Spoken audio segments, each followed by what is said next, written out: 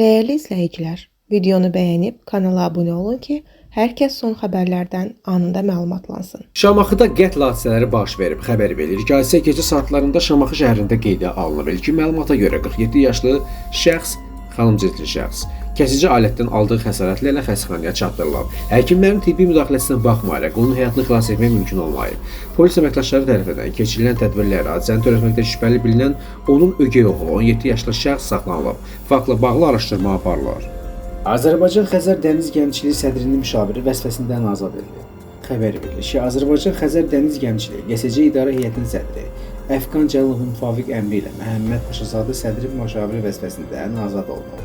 Onunla bağlı qərar bir neçə gün əvvəl verilib. Qeyd edək ki, Məhəmməd Paşazadə Qafqaz Müsəlmanları İdarəsinin sədri Şeyx Hüseyn Allahşükür Paşazadənin oğludur.